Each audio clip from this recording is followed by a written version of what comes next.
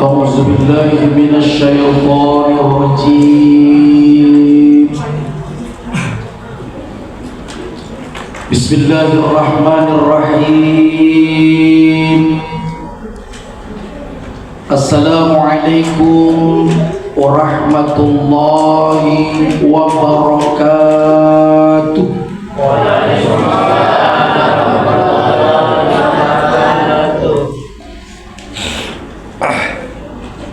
Alhamdulillah. Alhamdulillahilladzi arsala rasuluhu bil huda wa dinil haqq liyuzhirahu 'alad dini kulli wa kafa billahi shahida. Asyhadu an la ilaha illallah wahdahu la syarikalah wa asyhadu anna Muhammadan 'abduhu wa rasuluhu la nabiyya ba'dah. Allahumma shalli wa sallim ala sayyidina Muhammadin tibbil qulubi wa dawaiha wa afiyatil abdani wa sifaiha wa nuril absari wa dhiyaiha wa ala alihi wa sahbihi wa barik wa sallim. Subhanaka la ilma lana illa ma 'allamtana innaka antal alimul hakim. Subhanallah walhamdulillah wa la ilaha illallah wallahu akbar wa la hawla wa la quwwata illa billahil aliyyil azim. Qala Allah Ta'ala fil Qur'anil Karim wa huwa asdaqal qailin.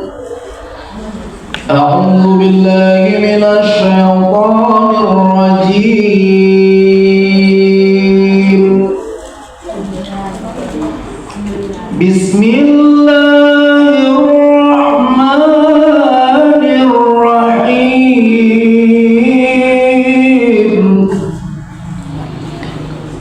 Subhanalladzi asra bi'abdihi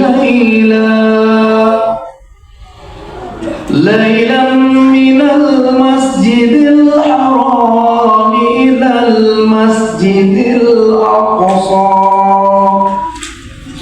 alladzi barakna hawlahu linuriyahu min ayatina innahu was-sami'ul basir. Wa qala nabiyyuna Muhammadin sallallahu alaihi wasallam fil kitabil hadis, sallu kama ra'aitumuni usalli. Wa qala Rasulullah sallallahu alaihi wasallam aidan, aqrabu ma yakunu 'abdi min rabbih wa huwa sajid fa aksirud du'a. Sadaqallahul azim wa sadaqan nabiyul karim wa nahnu ala dzalika minas shahidin was-sakirin walhamdulillahi rabbil alamin.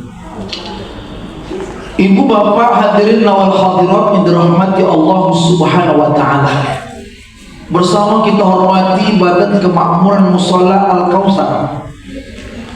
Sampai detik ini, hari ini masih bersama Bapak Asman Nasution untuk pertemuan kita kesekian kalinya dan terakhir kita bertemu di menjelang Ramadan pada tahun lalu di pelataran halaman mushola yang kita cintai.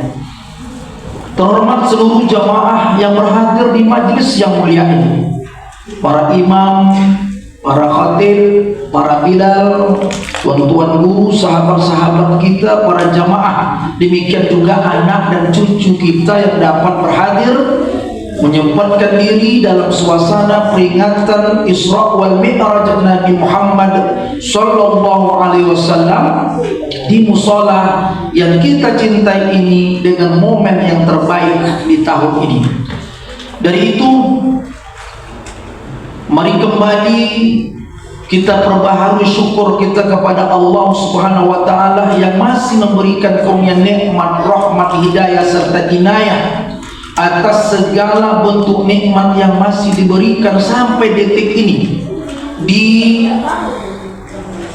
hampir penghujung bulan Rajab, sebentar lagi masuk Sya'ban, berharap bertemu dengan Ramadan, kita masih diberikan Allah kesempatan, keselamatan, kemampuan untuk dapat mengumpulkan pundi-pundi amal soleh sebelum meninggalkan alam dunia yang sementara ini.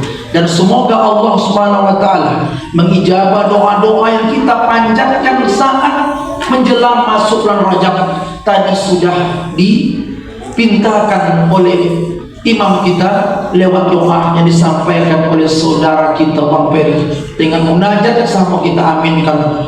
Allahumma barik lana fi Rajab wa Sya'ban wa balighna Ramadan.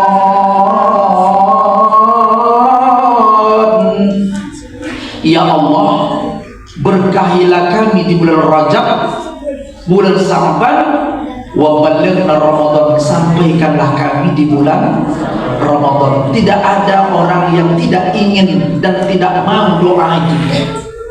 Kita ingin di bulan Rajab kita ini mendapat kebaikan, sampai pada Sya'ban kita masih dipertemukan, berharap bertemulah dengan Ramadan. Seandainya tidak bertemu Ramadan atau dapat bertemu Ramadan tapi kita meninggal di hari raya, pertanyaannya, apakah doa kita sudah terijabah, Pak? Ibu, sekiranya doa tadi diijabahkan Allah, ternyata pas selesai puasa hari raya kita pun meninggal dunia, apakah doa kita itu diijabah oleh Allah? Dijabah. Dijabah. Berarti tak apa-apa lah meninggal hari raya. Karena kita tak minta doa itu sampai hari raya. Kalau ibu mau silakan tambah. Allahumma barik lana fi Rajab wa Sya'ban wa balighna Ramadan wa Syawal. Tak pula ada tuntunannya. Kenapa dipinta hanya sampai Ramadan? Kalau Ramadan itu kita dapat, maka kita sudah mendapatkan satu bulan yang istimewa, yang istimewanya melebihi dari Ashharul Hurum atau Arba'atul Hurum, 4 bulan yang haram yang sampaikan di dalam Al-Quran yang mulia. Itulah Zulqa'dah, itulah Zulhijjah, kemudian ada bulan termasuk Rajab. Ini sudah termaktub istimewa di bulan Ramadan. Maka dari itu, seperti saat yang kita rasakan hari ini, jantung yang masih berdegup, nadi yang masih lagi berdenyut, setiap helahan nafas, degupan jantung, denyutan nadi, kedipan mata, setiap langkah kaki dan niat hati sampai ke tempat ini merupakan karunia kudrah iradatnya Allah Subhanahu wa taala. Maka senangkan lisan untuk mengucapkan alhamdulillahi rabbil alamin. Salawat serta salam mari bersama pula kita hadiahkan kepada Rasul junjungan alam yang kita rindukan syafaatnya kelak di yaumil mahsyar nanti. Pada malam ini kita laksanakan acara dalam rangka memperingati kisah Isra wal Mi'rajnya Rasulullah SAW. Perjalanan beliau yang bukan hanya dilaksanakan dengan acara seremonial, tapi memiliki banyak kisah dan rahasia yang banyak tidak diungkapkan dalam perjalanan kehidupan kita.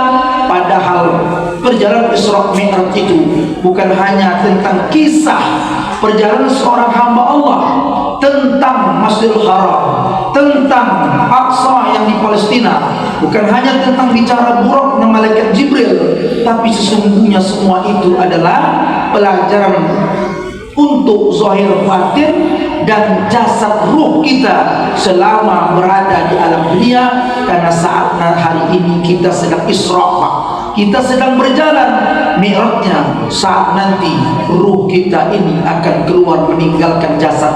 Tapi sebelum dia keluar, Allah Subhanahu wa taala berikan kita bekal yang indah. Itulah namanya salat. Itulah yang kita baca dalam hadis itu, as-salatu mi'rajul mu'minin. Salat itu mi'rajnya orang-orang yang beriman. Oleh karena mi'raj salat kita tak pernah kita rasakan, sehingga salat yang kita laksanakan hanya sebatas kajian syariat, berdiri, ruku, sujud, tahiyat, lalu selesai berakhir dengan salam, tapi tak mencerminkan nilai kepribadian mulia hasil dari mi'rajnya salat itu. Mana bukti? Berapa banyak orang-orang salat Pak, kenapa tidak mempengaruhi tentang kebaikan budi pekertinya? Kalau dia salat, pemimpinnya salat, takkan ditebang hutan secara liar menyebabkan banjir Pak. Kalau salatnya benar, itu tidak akan dia lakukan korupsi. Kalau salatnya betul, maka dia seorang istri tidak akan melawan sama suami. Kalau salatnya betul, suami takkan menzalimi anak-anaknya. Kalau salatnya benar, maka orang-orang berilmu akan lebih indah apabila berakhlak mulia. Sekarang di mana salahnya? Salahnya adalah ketika salat itu tidak menjadi kajian zahir batin dalam diri, sekaligus salat hanya sekadar kewajiban, bukan panggilan jiwa. Inilah yang tak dirasakan banyak orang. Dengan kata kunci, kalau orangnya salat sebagai kado istimewa Isra wal Mi'raj, maka tentu orang itu akan memiliki pribadi yang mulia. Tak akan mudah terjatuh lembah dosa dan bersemangat untuk melaksanakan ibadah. Yang mengatakan seperti itu siapa? Allah Subhanahu wa taala sebagai jaminan Al-Qur'an surah Al-Ankabut ayat 45. Orang yang sholat mesti baik orang ini. Kalau orang yang sudah sholat tekun, tak juga membuat kepribadian mulia, justru senang terjerumus dalam lembah dosa dan tidak mau memperbaiki diri, itu menunjukkan bahwa sholatnya Pak belum bisa mempengaruhi zahir batinnya. Siapa yang bilang? Lagi-lagi kita ulang Al-Quran surah Al-Ankabut ayat 45. Bapak Ibu pun hafal itu. Kita baca. Utlu ma uhiya ilaika minal kitab wa aqimis shalah inna salata tanha 'anil fahsya'i wal munkar waladzikrullahi akbar wallahu ya'lamu ma tasna'un. Bacalah wahai Muhammad apa yang telah diwahyukan kepadamu, dirikan salat, sesungguhnya salat itu dapat mencegah perbuatan keji dan mungkar. Dan ingatlah Allah, sesungguhnya Allah mengetahui apa yang kamu lakukan. Coba lihat di pertengahan ayat, sesungguhnya salat itu dapat mencegah perbuatan keji dan mungkar. Ternyata ada orang yang salat, mungkin dia seorang pejabat, tapi kenapa menjadi pelaku maksiat? Itu ada yang salah dengan salatnya. Kalau salatnya benar, seharusnya salat itu dapat mencegah perbuatan keji dan mungkar. Kita tak nuduh orang. Mari malam ini kita belajar introspeksi diri. Kalau sudah kerjakan salat ini, mungkin wajib, juga sunatnya, kenapa ini tidak membuat perilakuku lebih mulia? Kenapa hablum minallahku tidak bertambah keindahan dalam ibadah? Kenapa sama manusia masih menyimpan bangkai dalam hati, iri, dengki, ujub, sum'ah? Itu berawal dari bahwa salat kita memang tidak menjadi prioritas yang hanya sekadar kewajiban, tapi tidak menjadi panggilan jiwa.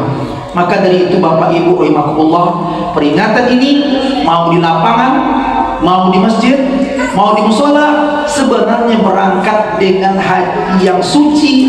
Karena perjalanan Isra Mi'raj itu kita belajar Pak. Yang pertama, apakah hamba Allah yang sucikah yang diangkat Isra Mi'raj? Jawabannya ya. Siapa hamba suci? Nabi Muhammad sallallahu alaihi wasallam. Apakah dia bersama dengan makhluk Allah yang suci? Ya, siapa dia? Malaikat Jibril. Apakah dia ditemani juga dengan makhluk Allah yang suci sebagai kendaraan? Ya, itulah Buraq. Apakah yang dijemput oleh Rasulullah bersama Jibril hingga sampai ke Sidratul Muntaha dan Mustawa? Ibadah sholat, ibadah yang suci. Yang berangkat makhluk Allah yang suci, yang dijemput ibadah yang suci, yang tidak akan dapat dikerjakan tanpa bersuci.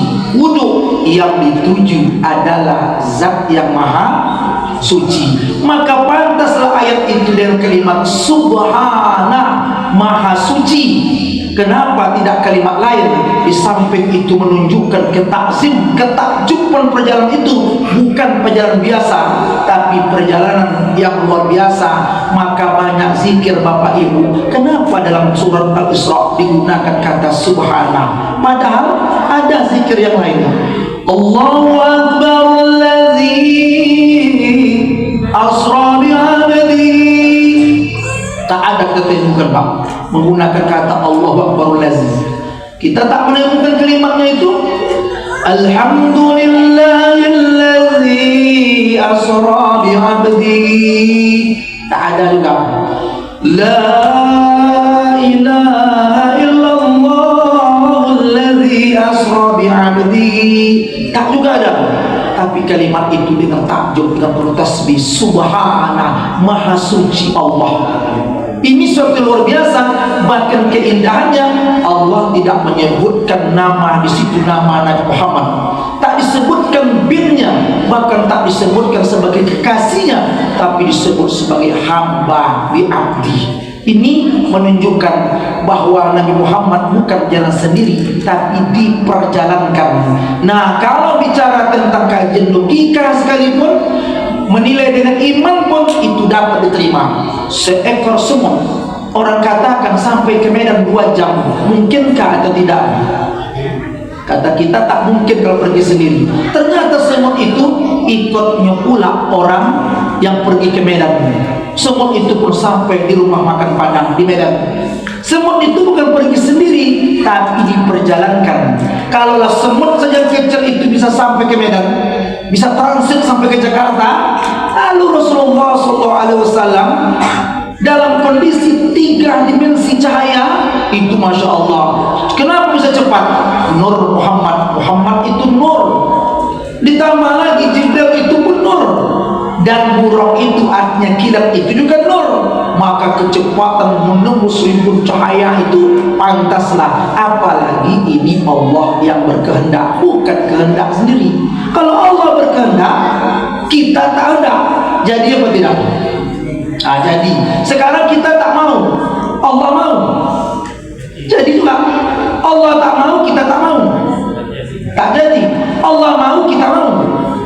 Ya, jadi kalau demikian tak ada misalnya kehendak awak. Disitulah letaknya la haula wala quwwata illa billah. Atas peringatan Isra ini kita bicara tentang Nabi Muhammad SAW.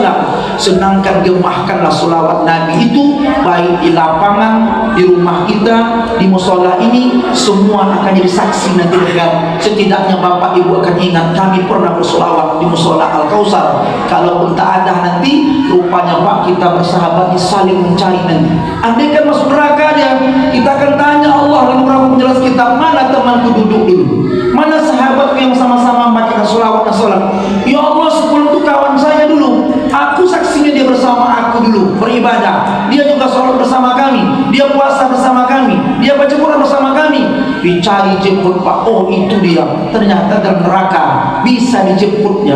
Coba lihat 12 terang. Kenapa? Karena dekatnya persahabatan karena Allah Subhanahu wa ta'ala. Maka dari itu silakan senangkan bersolawat, baik yang solawat itu ringan ataupun solawat itu solawat yang panjang. Saya selalu menyampaikan kajian, tidak pernah mengklaim Pak solawat mana yang paling bagus, solawat mana yang tak bagus. Bagi kami para dai menyampaikan solawat itu semuanya bagus, selama solawat itu solawat yang muktabar untuk diamalkan, dan tidak berkaitan dengan hal menghina para nabi. Barakallah. Itu ada yang dapat pendek saja silakan ya. Kenapa mesti diamalkan sholawat Nabi ini? Pertama, itu sebagai wasilah Pak, supaya kita sampai kepada Allah SWT. Yang kedua, karena itulah menjadi sunnah anjuran supaya kita kelak akan mendapatkan syafaat. Aku tak tahu panjang kali Ustaz katanya. Yang pendek-pendek saja yang penting diamalkan. Sholawat yang paling pendek dunia Pak, namanya sholawat Jibril. Saya rasa tak ada orang tak bisa mengamal gitu Ibu. Sekarang media situs-situs sudah banyak masuk ke HP-HP melalui jejaring sosial. Orang-orang yang buat konten-konten Pak, ya silakan aja. Di sana dibacanya. Sallallahu ala Muhammad. Sallallahu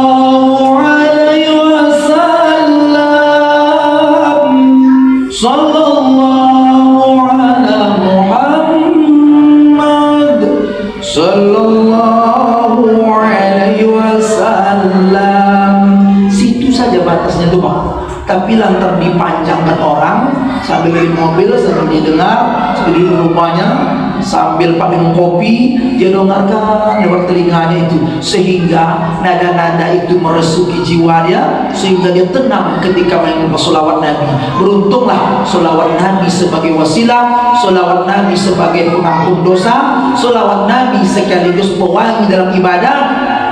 Kemudian sholawat Nabi itu memiliki istimewa dengan kata kunci. Apapun profesi kita Bapak Ibu, ternyata orang yang mengamalkan sholawat itu ada kelebihannya. Ada kelebihannya, walaupun kerja di mana pun kerja dia, selama kerja itu halal lagi baik ya Pak. Bukan mesti kaya raya, bukan mesti orang kantoran, bukan mesti orang di laut sana yang ambil ikan. Karena petaninya, karena buruhnya, kuli kasar sekalipun, orang-orang yang ada mengamalkan sholawat Nabi itu Pak, dilanggengkannya. Adalah banyak sholawat itu ada yang tertarik mengamalkan. Itu orang punya keistimewaan. Coba tanya para wali Pak, para habaib, kalau Bapak Ibu berjumpa nanti, orang-orang alim, ulama-ulama kita, para imam mazhab sekalipun, mereka tidak pernah meninggalkan 3 amalan ringan sekali, tapi mereka entah mengamalnya ribuan Pak, entah jutaan. Apa itu? Yang pertama istighfar, yang kedua sholawat Nabi, yang ketiga zikrullah. Coba tanyakan nanti Pak, bahkan mursyid wali Allah sekalipun, yang 3 ini mereka mesti langgengkan, walaupun kadang mereka mengamalkannya tak berhuruf tak bersuara. Bagaimana tak berhuruf tak bersuara? Wala harfun wala sautun, tak ada tersuara, diam. Tapi di dalam Allahu Allahu Allahu Allahu Allahu Allahu. Turun naik napasnya Pak, dihidupkan. Andai nanti keluar ruhnya tersenyum, pulang mat Allah dalam keadaan husnul khatimah. Bukan cerita saja dalam doa, Allahumma khtim lana bi husnil khatimah wa la takhtim alaina bi su'il khatimah. Ya Allah, akhirkan kesudahan hidup kami ya Allah dengan husnul khatimah. Jangan engkau sudahkan kehidupan kami dengan su'il khatimah, seburuk-buruk kesudahan. Di dalamnya itu ruh yang berzikir Pak, maka dia pulang dengan husnul khatimah. Meskipun kita sakit parah nanti Bu, seperti yang tadi yang banyak berjasa juga musola kita ya Bapak. Kalau kita ajarkan kalimat itu Pak, jenguklah dia, latihlah itu. Ketika naik nafas dia katakan Allah, ketika lepas nafas dia katakan hu. Itulah yang tadi pelajari orang yang dikenal dengan zikir hakikat, yang sulit orang mencarikan ilmunya Pak. Walaupun orang ini tak hebat ilmunya, tak banyak kitab sampai 3 lemari, mereka yang tahu ilmu itu Pak, tahu jalan pulang dengan selamat. Itulah yang tak dapat orang dalam ceramah-ceramah agama. Kenapa? Karena hari ini peringatan Isra Mi'raj Nabi, walaupun tidak semua, sebahagiannya Bu, Bahkan para dai sebagian berkhianat tentang dakwah disampaikan. Dikutip acara dalam rangka peringatan Isra Mi'raj, cerita Nabi Isra Mi'raj dan rahasia yang terkandung dalamnya mi'rajnya ruh, turun naik nafas ini dengan Isra Mi'rajnya, tapi disampaikan itu cerita-cerita dia saja, tak menjadikan ruh kita ini supaya bisa naik ke langit itu.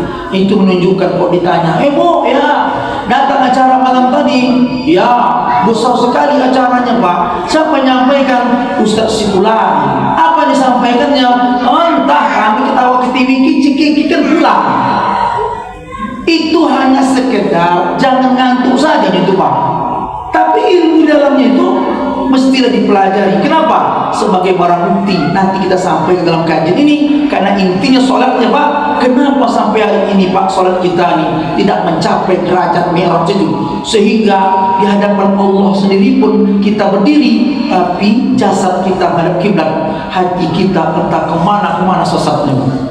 Tapi sampai umur segini orang tak tertarik. Kenapa tidak tuntut langkah-langkah mencapai sholat khusyuk? Kenapa dibiarkan begitu? Sampai kapan seperti ini? Kalau dalam keadaan sadar saja Pak, kita hati, pikir kita melayang-layang terbang ke angkasa sana, bagaimana nanti saat sakaratul maut? Itu coba dipikirkan. Itu berarti ilmu tentang sholat itu mesti meningkat, bukan pada kajian fikih, tapi pada kajian hakikat batin Pak. Kalau pada fikih asal betul pula masalah hukum, syarat, sunat, sah masalahnya. Tapi pernahkah kita berpikir kemana hati itu berhadap? Di mana kiblat hati itu? Di mana kiblat ruh itu perasaan orang itu berdiri? Sehingga jasad berdiri menghadap kiblat, tapi hati entah kemana Pak, jalannya sesat. Oleh tak kita pelajari sampai 60-70 tahun ruh itu melanglang buana sampai ketika sakaratul maut. Uniknya dalam Isra Mi'raj tetap dirahasiakan, sebagian guru-guru tidak diajar kepada kita. Kenapa? Karena dia sendiri hanya tahu ceritanya tapi tak tahu jalannya. Maka itulah kita diingatkan Pak, supaya hari ini bukan mesti tempat menjadi luas sekali, tapi justru berbisik-bisik seperti ini sebuah rahasia yang disampaikan. Kenapa? Kalau umum dia Pak, tak semua para audiens itu bisa sampai kajinya, karena tingkat kelas orang yang mendengar itu berbeda-beda. Dia ada anak-anak, ada baru belajar sholat, ada baru tobat. Jadi kalau kita ratakan semua itu nanti bingung dia. Mana contoh bingungnya Pak? Kalau di dalam fikih, kalau sholat kita itu karena surga, takut neraka, lumayan. Dalam fikih, kenapa kau sholat? Aku takut masuk neraka. Kenapa kau sholat? Biar aku masuk surga. Dalam fikih Pak, tak apa-apa sebagai motivasi. Dalam ilmu tauhid masih sirik amalnya. Sirik lagi, coba. Di mana siriknya? Karena setiap niat yang dia baca itu mestinya lillahi ta'ala. Mengapa? Lil jannah. Pernahkah kita melapaskan niat usolli fardal maghribi 3 rakaatin mustaqbil kiblati makmuman atau imam lil jannah? Ada Pak? Aku niat salat maghrib 3 rakaat menghadap kiblat menjadi makmum karena hendak surga. Ada? Atau lil khaufin nar, aku sholat ini karena takut neraka. Kalau begitu niatnya belum murni, kenapa masih syirik Pak? Tapi kenapa ceritakan oleh orang ini surga, neraka? Wajib kita imani itu tentang adanya surga dan neraka. Kalau tingkatnya awam anak-anak kita beritahu, nah ini ngeri sisanya bagus Pak. Tapi tingkat kita yang sudah beramal nih, li kita dikarenakan oleh li yang lain, li selain daripada Allah Subhanahu wa ta'ala. Mana contoh? Mungkin Bapak Ibu pernah mendengar syair disampaikan oleh Robi'atul Adawiyah, seorang sufi perempuan yang sekarang syair itu dilakukan, dinyanyikan oleh orang Aceh bernama Kande. Ada tuh ya Pak? Saya mengingatkan aja, bukan nyanyi. Coba murninya bahasa Kande itu bukan kata-kata Kande itu kata-kata dari Robi'atul Adawiyah. Apa katanya Pak? Apa katanya? Bila sujudku padamu karena damba surga, tutup surga itu untukku. Ya Pak, bila sujudku padamu kerana takut neraka, bakar aku dalam apinya. Belum bunyi lagi. Namun bila sujudku untukmu semata, jangan palingkan wajahmu. Aku rindu menatap keindahanmu, aku rindu menatap keindahanmu. Situlah ikhlas. Itu lagu itu Pak. Masa apa? Belum roman. Kalau aku beribadah ya Allah karena surga, tutup aja surga itu. Kenapa? Tak layak dalam setiap ibadah amal kita lakukan hanya sholat itu menambah surga. Bila dibandingkan kurnia Allah, coba dikaji lebih dalam Pak. Kenapa dia bilang begitu? Karena mampunya kita beribadah taat. Dalam kitab Hikam dijelaskan itu bukan karena kepandaianmu, tetapi Allah masih kurniai kemampuan untuk taat. Mampunya kita menjauhkan segala kemaksiatan itu bukan juga karena kehebatan kita, tetapi Allah Subhanahu wa taala masih menjaga aib-aib kita. Ya Pak. Kalau Allah mau, dari mana kita bisa menuntut amal itu? Ya Allah, bacaan Quranku ini berilah aku pahala dengan surga. Setiap amalan sholatku ini ya Allah, rukunan sujudku balaslah dengan surga. Setiap sedekah yang aku berikan ya Allah, balaslah aku dengan surga. Sekarang kalau Allah balik tanya, engkau bisa bersedekah itu bukan karena engkau kaya, tapi aku yang mengayakan engkau. Engkau bisa baca Quran itu engkau merasa engkau yang beramal, bukankah lisanmu yang fasih itu dan pengetahuan yang kuberikan itu adalah dari aku. Engkau bisa salat berdiri, rukuk, sujud itu karena nikmat dariku. Kalau aku mau kata Allah, engkau tak bisa berbuat apa-apa. Lalu bagaimana kita nak minta upah sama Allah? Gimana tahu upah? Baca Quran bisa, mata yang beri penglihatan siapa? Allah. Pernah kita merasa karena mataku hebat, karena ilmuku pintar, karena suaraku bagus baca tajwid. Inilah yang tak dijawab oleh banyak orang, sehingga tak muncul keikhlasan dalam hati kita. Akhirnya bagaimana?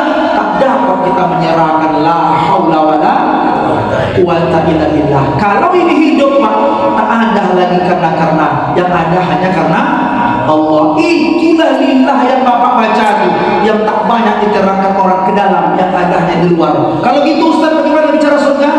Bagaimana neraka? Bagaimana cerita pahala? Itu betul adanya, tetapi sebagai motivasi, jangan menjadi tujuan beribadah. Kira-kira bisa dipahami Bu?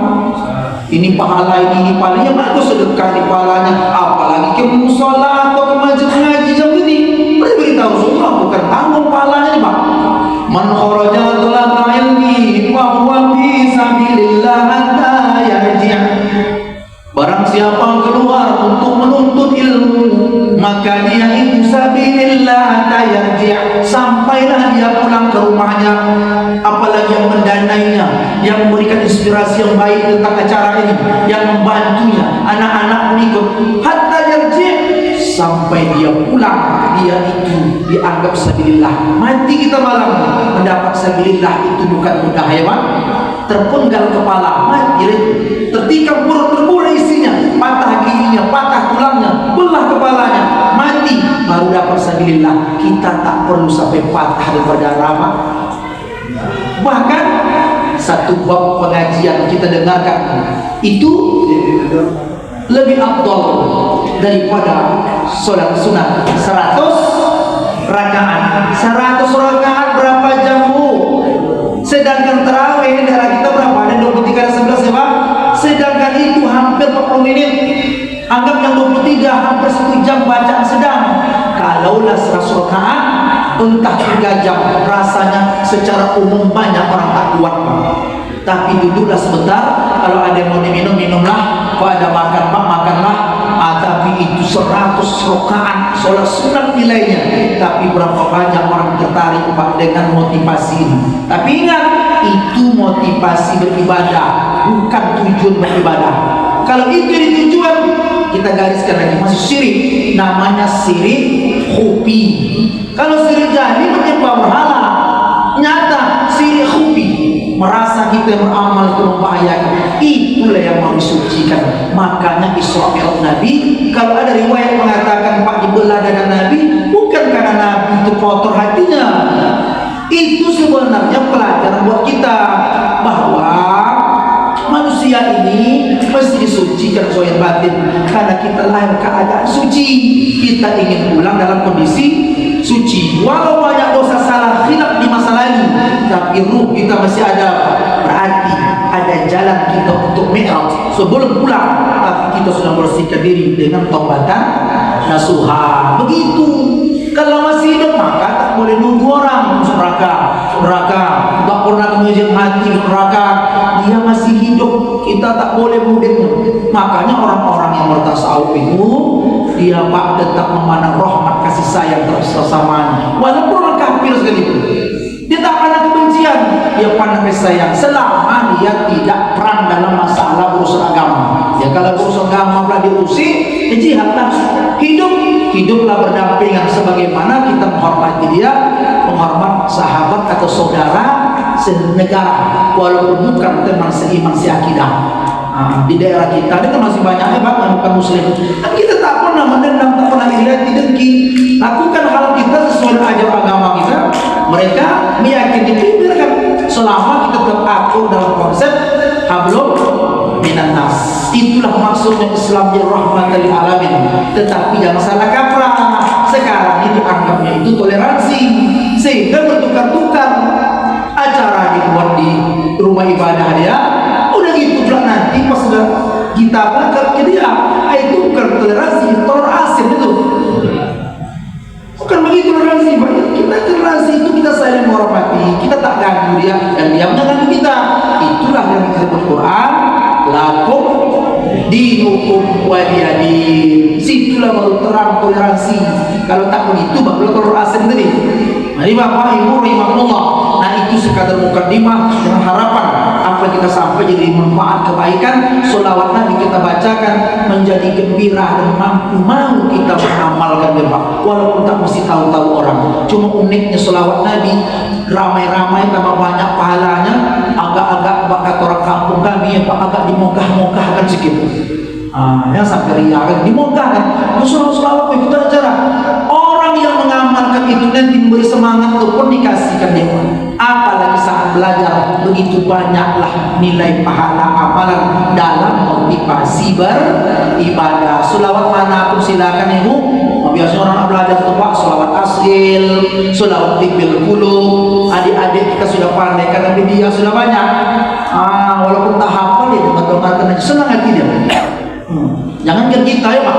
Nabi Muhammad SAW ketika lahir, Abdul Muthalib kakeknya pun gembira menyambut Muhammad, padahal dia belum tahu itu adalah Nabi. Gembira begitu lahir, digendongnya langsung ditawafkannya di Mekah.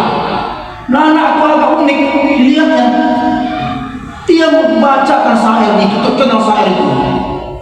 Ibu-ibu yang selalu baca-baca di media itu tumpang, Salam alaika Allah ya Adnani, ya Mustafa ya Saf wa Rahmani, alhamdulillahi alladhi a'tani hadzal ulama thayyibal ardani. Begitulah gembiranya Abdul Muthalib. Kenapa? Karena kalau belajar lebih dalam, zahir kita ini tercipta dari unsur alam, tapi ruh kita tidak dari alam. Ini uniknya. Kalau kita belajar lebih telusuri, Nabi Adam sampai kita cucu kita sekarang, bahkan dalam kandungan Nabi Adam diciptakan 4 unsur, tapi kita prosesnya sudah berlalu menjadi darah daging sudah. Apa 4 unsur itu? Itulah tanah, api, angin, air. Dari alam, makanya dia akan kembali ke alam. Dia akan mati, dia akan rusak, dia akan hancur, dia akan terbenam dalam tanah. Tapi ruh tidak berasal dari unsur alam, dia langsung ditiupkan Allah. Kalau tak kita dikandung ibu 100 dalam kandungan. Kalau begitu, yang bisa menghadap yang maha hidup hanya yang hidup juga. Tubuh ini yang benda akan mati nih Pak. Kenapa tubuh berharga? Karena ruh ini ada. Nah Nabi Muhammad uniknya, zahir batin dia memang suci, maka mampu menembus kita ini kapan naik ke langit imam? Kapan? Bukan jasadnya, ruh ini pada saat dia sholat, Allahu Akbar, biarkanlah jasad ini tetap melakukan aktivitas rukunnya, mau berdiri, ruku, sujud, tapi hati biarkan dia tetap di dalam miladnya, dalam zikir tuh naik nafas, Allah baca Bismillahirrahmanirrahim, lari pak tarik balik. Nah, itu memang begitu, makanya mencapai tingkat khusyuk itu berat. Wa innaha lakabiratun khasiyah, itu berat pak, kecuali bagi orang-orang yang khusyuk. Kenapa berat? Ternyata jangankan kita, Nabi Muhammad SAW. Saya tanya bapak ibu yang sering mendengarkan ceramah agama Isra Mi'raj, apakah Nabi Isra Mi'raj itu langsung menyebut ibadah sholat tanpa gangguan dan godaan?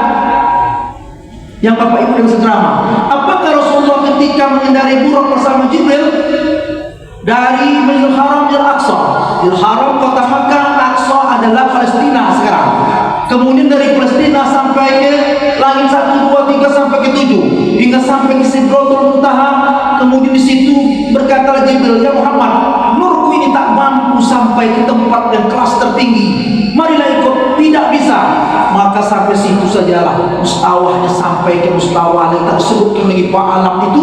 Maka jangan akidah kita berpikir bahwa Allah itu langit, itu tempat pertemuan, bukan tempatnya Allah, sebagaimana dipahami oleh paham yang mengatakan Allah sumastawa al-aras, Allah bersemayam di aras. Jangan dimaknai bersemayam itu duduk macam saya nih. Itu menunjukkan kekuasaannya, bukan menunjukkan Allah itu duduk begini bersemayam, bertapa, bersemedi. Tempatnya ingat, dijemput Nabi Muhammad langsung yang datang tuh menjemput, dipanggil tuh, apa kata? Diberi salam, Allah beri salam Rasulullah SAW, diberikan hadiah. Apa hadiahnya? Itulah yang bapak ibu bawa dalam sholat. At-tahiyyatul mubarakatus salawatut thayyibatu lillah. At-tahiyyatul, segala penghormatan untuk engkau ya Muhammad, mubarakah segala keberkahan, salawatul segala salawat dan salam untuk engkau Muhammad. Baru diberi Allah salam, assalamu alayka ayuhan nabi, selamat atas engkau wahai nabi. Assalamu alayna wa ala ibadillah sholihin. Waktu Allah katakan assalamu alayka ayuhan nabi, selamat atas engkau wahai nabi, apa kata Nabi Muhammad? Ya Allah, kenapa aku saya yang selamat?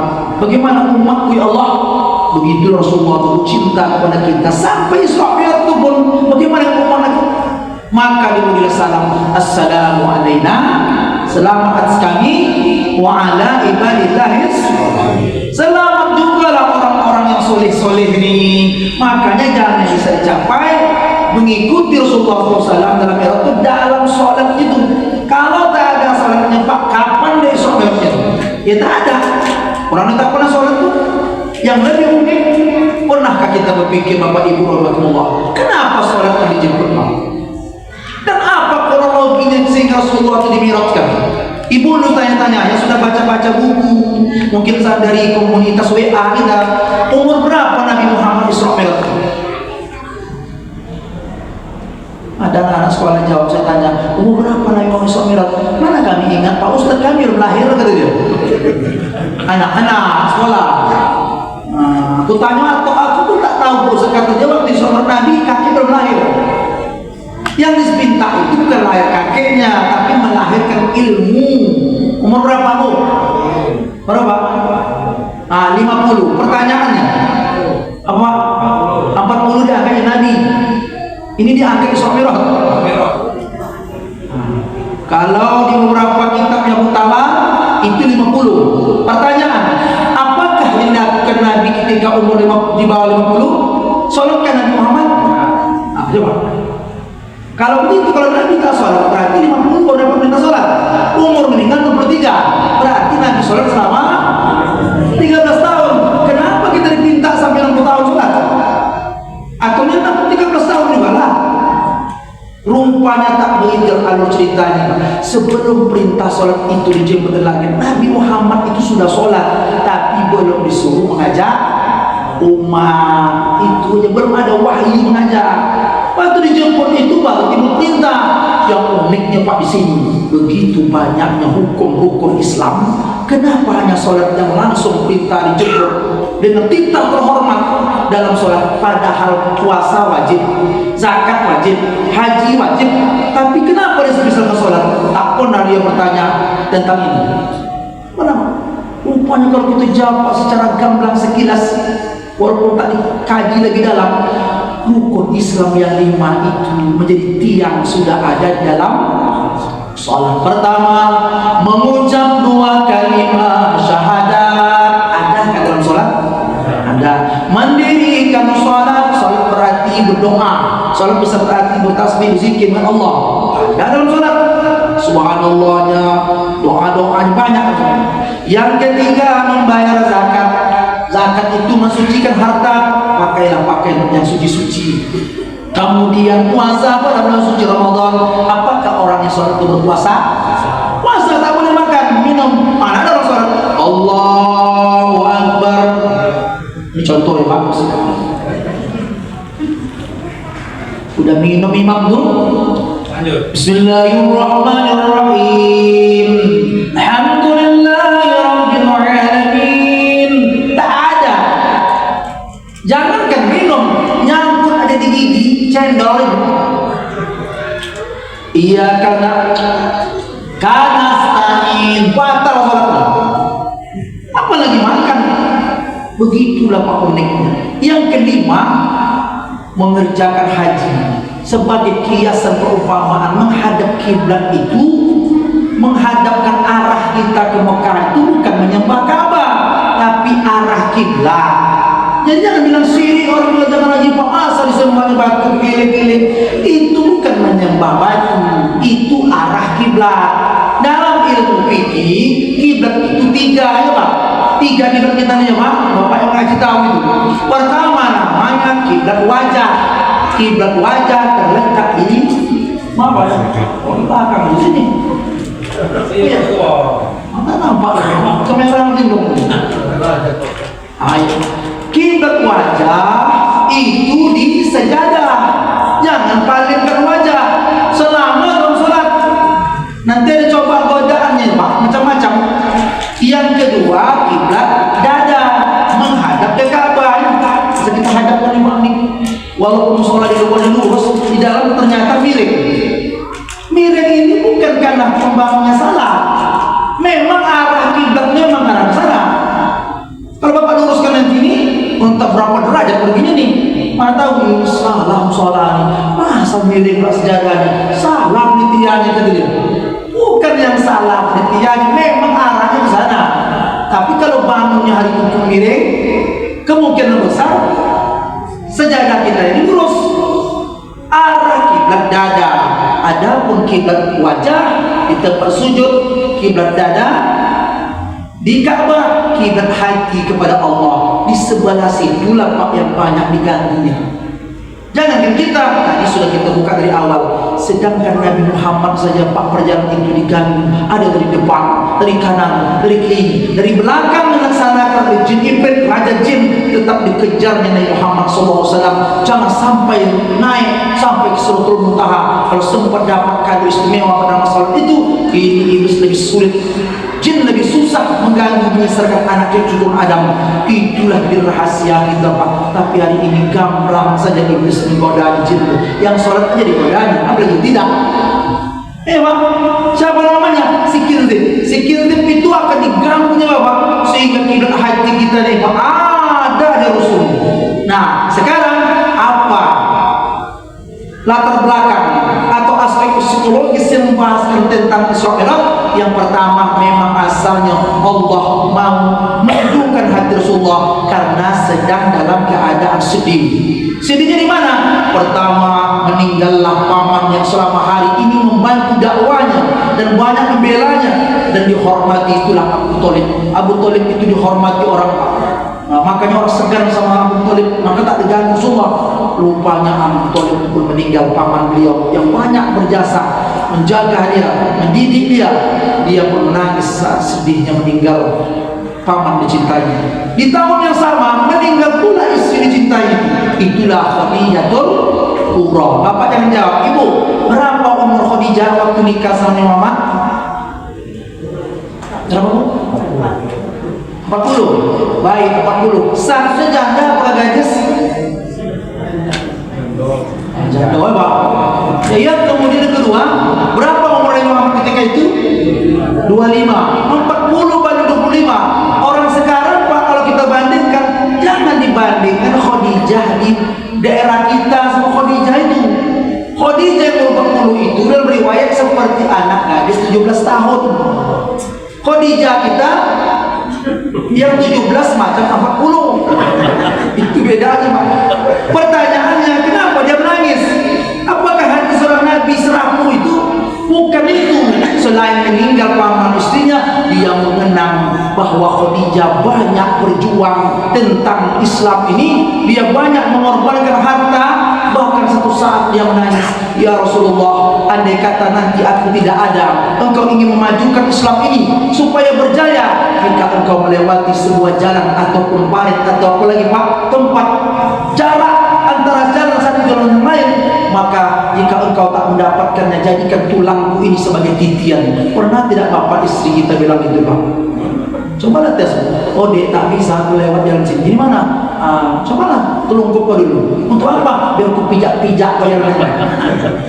Pokoknya istrinya enak aja bang abang, kalau situ biar aku pijak. Khadijah tadi itu kenapa? Dikenang Nabi. Khadijah tidak pernah minta apa-apa, tapi di akhir hayat ada permintaan dia. Ini Pak unik Rasulullah terkenang. Kalau istri kita apa banyak mintanya tidak? Tidak, ibu-ibu sini, ibu-ibu yang soleha. Amin ya Rabbal. Kalau tidak amin aja lah. Apa mintanya? Apa yang kita? Apakah engkau sedih karena hartamu banyak habis yang istriku Khadijah? Tidak Rasulullah. Apakah engkau menyesal menikah dengan Nabi? Tidak Rasulullah. Apakah engkau ada kekecewaan lain yang menyakiti hatimu? Tidak Rasulullah. Lalu apa engkau tangiskan? Sama anaknya Fatimah dari tahun rumah. Tapi tahun itulah tahun namanya tahun Bunda Gulana, yang dalam bahasa Arab tahun duka cita disebut dengan Amul Huzni, tahun duka cita, tahun kesedihan, sedih aja bawaannya. Sebelum Isra Mi'raj, lalu dibisik pada Fatimah, wahai anakku Fatimah, kata Khadijah, di antara banyak istri Nabi, bu, kalau ibu bapak baca artikel-artikel tulis dalam beberapa kitab tentang sejarah kisah istri Nabi, saya pernah membuat itu Pak. Bahkan saya buatkan di video YouTube tuh. Itulah yang paling sedih mendengar kisah Khadijah. Itu istri beliau sedih. Kenapa sedih? Malaikat Jibril pun sedih mendengar kisah daripada Khadijah, perjuangan dia. Apalagi kita. Lalu diberitahu seperti wahai Fatimah, ibu tak pernah minta apa-apa kepada ayahmu. Tolong minta kepada ayahmu, jika ibu meninggal nanti, gunakanlah serbannya itulah sebagai kain kafan ibu. Situlah menangis seseorang, tak pernah minta apa-apa, apapun tak pernah minta. Mungkin itulah terinspirasi Rita Sugiarto itu.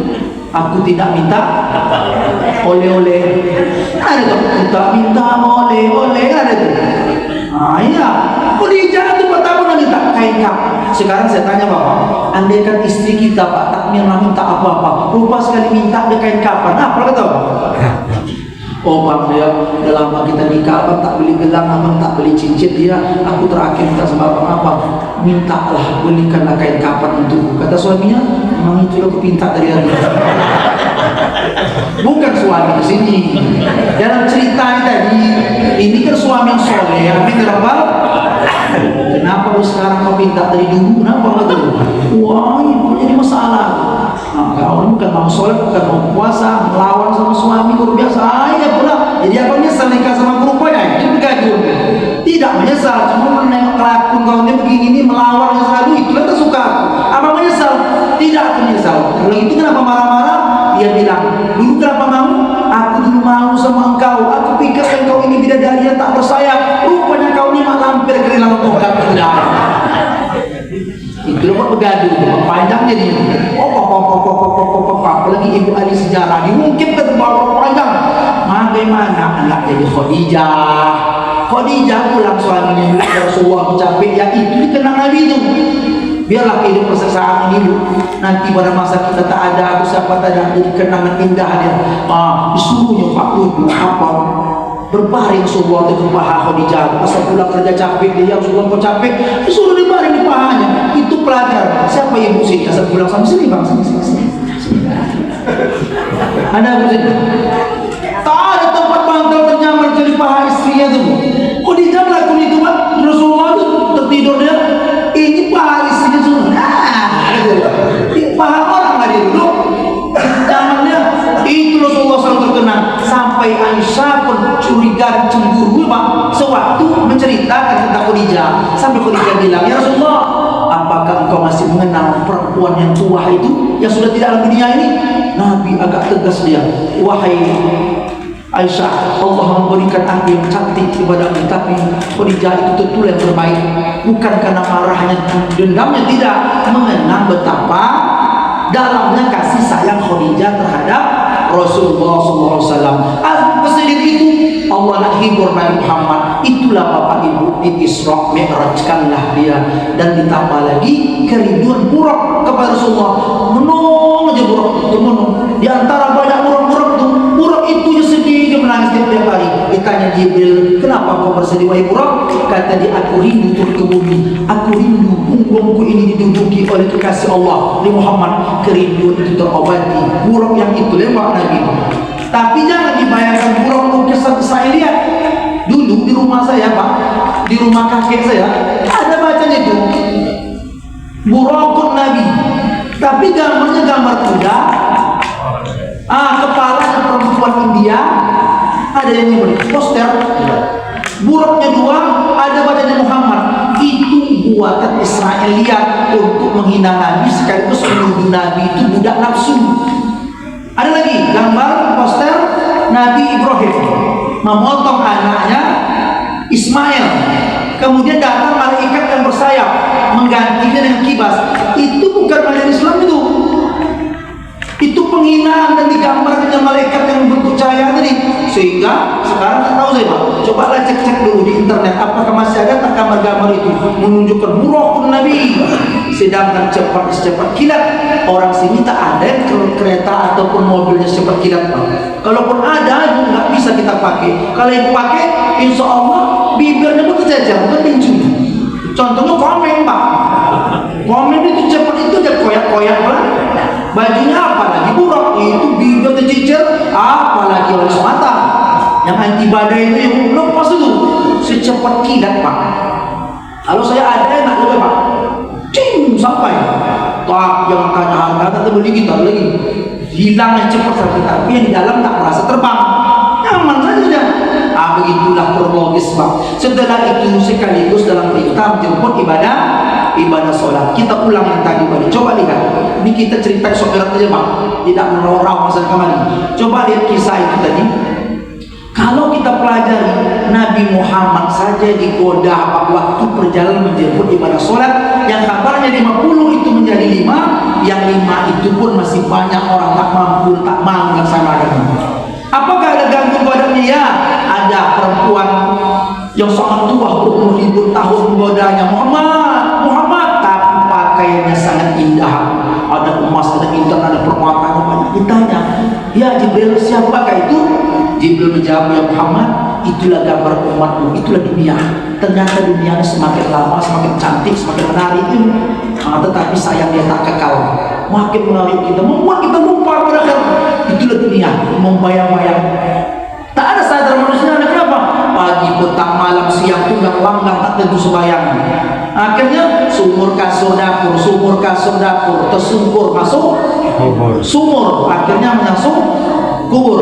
Karena dunia saja. Salahkah kami rupanya Ustaz kejar dunia ini? Yang salah itu jangan gara-gara dunia ini tak tentu ibadah. Bagus orang Islam yang kaya ya Bang, sukses baguslah. Apa boleh tak bagus? Cuma yang disalahkan itu karena asyik dengan urusan dunia, tak tentu sholat. Ada orang 24 jam dalam dunia dia bekerja, tak sempat sembahyang subuh, sembahyang asar tak sempat. Kita diingatkan, siapa mengingatkannya? Selain Al-Quran. Itulah ibu lihat lagu-lagu nasihat ibu. Apa katanya? Sadarlah engkau wahai insan, walau hartamu berpasir intan, semua itu tidak akan kekal, yang dibawanya adalah amanan, mengiringmu setiap saat, mengiringmu ke liang lahat. akhirnya masuk kubur teringat dia, ya Allah, Rabbana absorna wa sami'na farji'na na'mal shalihan inna muqinun. Ya Tuhan kami, udah kami lihat mana yang baik dulu, udah kami dengar mana yang baik ya Allah, ulangkanlah kami ke dunia sebentar saja. Untuk apa? Kami akan beramal soleh. Sayang semua sudah terlambat. Hari ini Bapak Ibu ada orang tak sampai Rajabnya Pak, udahlah terkurang tanah. Entah apalah kabarnya, tak pernah dia miss call kita, WA tak pernah kirim, entah apalah kabarnya. Nah, kalau sekali tak sholat 1000 tahun neraka. Dalam kubur 5 kali tak sholat, 5 kali 1000, 5000. Sekarang setahun tak sholat, 365 hari kali 1000. Apa-apa lagi hitungnya, sampailah setahun, 10 tahun, 5 tahun tak sholat, tak muat kalkulator lagi. Bukan kita marah, kasihan, yang dicari apa?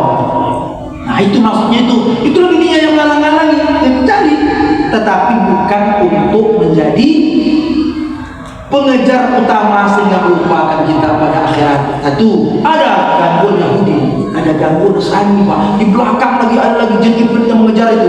Dulu saya baca katanya sama guru itu, Pak, apa bacaan doa yang sampai kepada malaikat Jibril kepada Nabi Muhammad sewaktu jin iblis itu membawa obor membakar mereka perjalanan.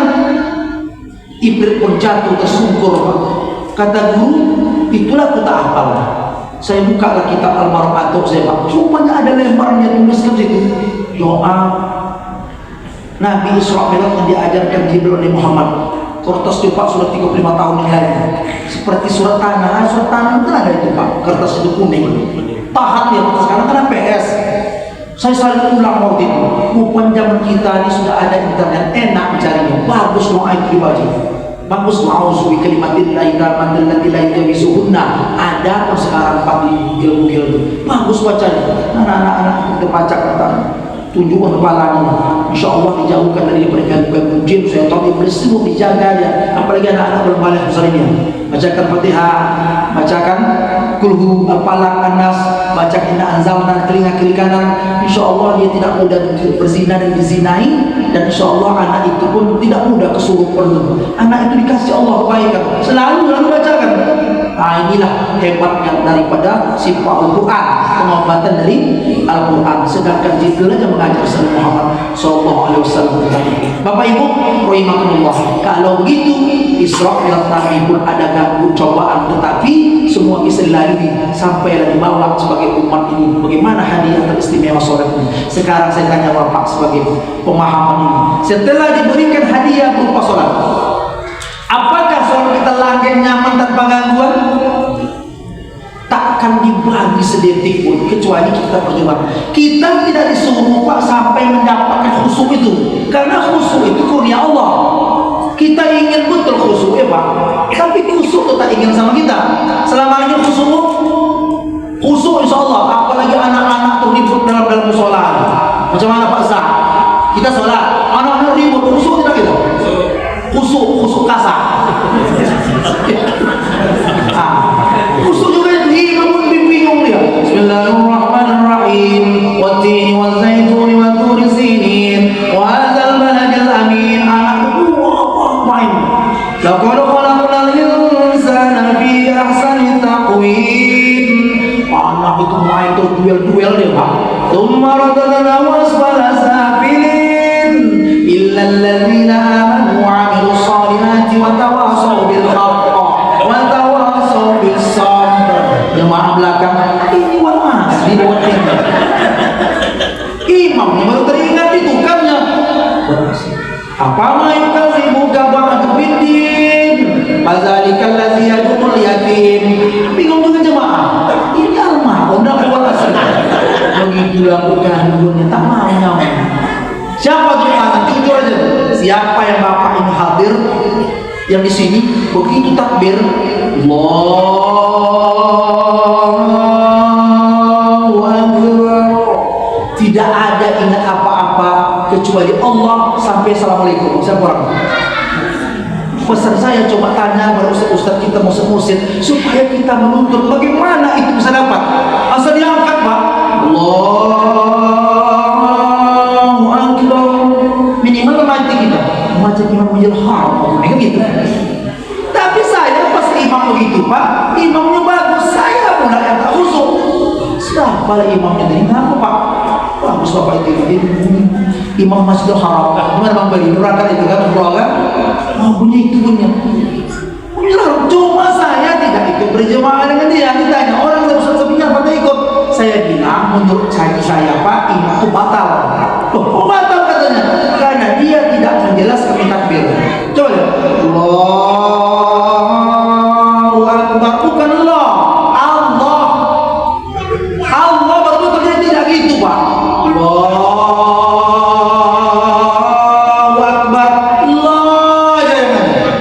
Yang kedua saya ikut lagi, banyak pula yang salah. Allahu Akbar, salah lagi, bukannya panjang. Yang ketiga ikut lagi, ada imam baru, itu juga bunyinya banyak pula yang panjang. Allahu Akbar. Coba baca kitab fikih, mungkin Bapak pernah baca kitab Aqimus Shalah, itu Pak setebal buah Quran tebal itu, penulisnya masih orang Medan. Ada tulis itu Pak. Di situ dijelaskan tentang sholat Aqimus Shalah. Kalau dibaca panjang berarti dia itu istifham. Istifham itu apa? Pertanyaan. Allahu Akbar. Apakah Allah itu besar? Hazal ma, adakah ini air? Haz sajadah, adakah ini sajadah? Hazal musalla, adakah ini musalla? Hazal misbah, adakah ini lampu? Allahu Akbar, adakah Allah itu besar? Itu pertanyaan, bukan takbir. Dipanjangkan pula barang. Allahu Akbar, artinya Allah gendang besar. Allah besar. Itu contoh Pak. Makanya jalan untuk dikacau kita, yang pertama yang dihalangi jin yang bernama kinzib dalam sholat, coba rasakan masing-masing, adalah ketidakmauan sholat. Ada orangnya Pak, beberapa tak ada sholat, orang Islam. Saya sampaikanlah kaji untuk di kelas anak SD, bab tentang akidah akhlak perintah sholat, bab kita fikih. Saya bilang, kata Rasulullah,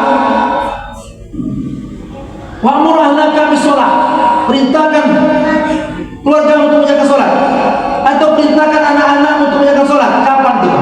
Ketika berumur 7 tahun. Wadribuhum, pukullah mereka ketika berumur 10 tahun. Datang anak SD ini setahun, kelas berapa dia? Kelas berapa? Oh masih kelas apa? Kelas itu lah, kelas 5, kelas 6 gitu lah. Dia nanya, Ustaz, suruh 7 tahun. Iya, hadisnya begitu. Kalau kita nggak mau Pak, 10 tahun tak mau dipukul. Pukul yang bukan mencederakan. Pukul mendidik lah Pak, supaya dia jangan marah. Ini jangan dipukul, ditegur aja, marah orang tuanya kalau ribut. Siapa ribut sini, jangan nakal lagi ya. Dibilang sama mama, Bapak itulah yang marah-marah sholat rumah, bergaduh melawat sama ayahnya. Itu mengingat kita, janganlah Pak sampai tampar-tampar. Kalau sekedar bilang nakal lagi, kena yang ribut di masjid itu, musola itu, dia juga nanti yang sholat kesini itu Pak. Janganlah negara itu pelaku ribut tiap hari. Kenapa kau ribut? Ayah yang nggak datang, anak disuruh Pak dia tak sholat. Maka anak ditanyanya 10 tahun Pak Ustaz, kalau aku nggak mau gimana? Dipukul mama. Pernah nggak kau dipukul gara-gara tak sholat? Pak pernah Pak, tapi kalau gara-gara minta bakso tak dibagi dipukul mama kan? Baik, kenapa nggak dipukul? Gimana mau pukul Pak? Kakekku 60 tahun umur tak sholat katanya. Jadi susah kita ngajarnya Pak. Mana lah? Oh siapa ini? Aku awalnya. Oh kata anak perempuan kita itu beritahu kepada suamiku, kenapa Pak? Ini masih ngajak nih Pak. Suruh dia sholat di musola Al-Kausar atau di masjid. Dia bekerja jam pagi, petang, malam, siang, nggak ada sholat di Pak, apalagi berjemaah sendiri aja tidak. Gimana? Nanti kakak bawa beritahu ya, rupanya besok pas bulan, 2 bulan, 3 bulan datang lagi keponaknya dua. Udah wak beritahu sama suami aku supaya sholat. Udah 8 bulan berlalu dia menjawab. Kenapa wak tak beritahu? Segan aku beritahu sama suami kau. Kenapa? Karena wak tak sholat kata dia. Bagaimana nyuruhnya Pak? Itulah cara setan. Jangan sempat dia bisa sholat. Kalau bisa sholat Pak, Isra dalam perjalanan Mi'raj dapat dia tempuh. Tapi ternyata di level saja dia tak lewat. Tak sholat. Akhirnya dia pun meninggal dunia. Padahal dia itu cantum masih berjalan. Satu. Yang kedua, andaikan dia bisa sholat, apakah jin dia si kinzib? diganggunya? Yang pertama diganggunya, dibuatnya kita was-was. Dari kapan was-wasnya? Dari niat. Yang pakai usoli,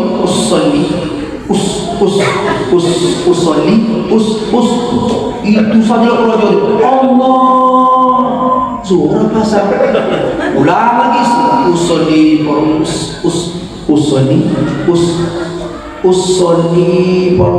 itu jadi waswas, itu dari jin juga Pak. Allah suara pasal, ulang juga lagi lama-lama Allah. Selesai sholat coba tanya, Bapak kenapa gini-gini?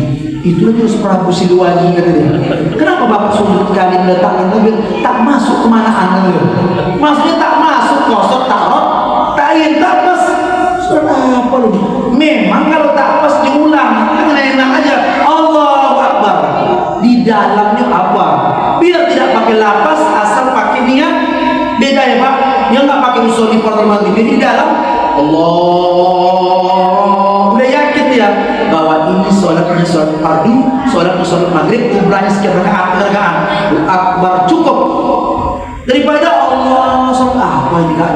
Maghrib Isya 3 apa 4, 2 apa 2 3. Itu ulang, bahkan ulang. Itulah cara iblis untuk merusakkan sholat kita. Anda yang berhasil, Allahu Akbar, baik, was-was sudah selesai. Yang ketiga, dibuatnya kita lupa. Berapa rakaat agak? 3 apa 4? 3 apa 4? Ambil 3. 2 3, 2 3, ambil 2. Tapi tetap lakukan sujud sahwi. Begitu atur fikih Pak. Kalau tak mempan juga, rakaat lupa, dilupakannya kita ayat. Ayat lupa aja Pak. Itulah tadi watini menjadi wal asri. Wal asri masuk ke al-maun. Lupa diulang. Satu kali Pak di masjid dibaca Bapak tuh, mana salah salatnya? Allahu Akbar.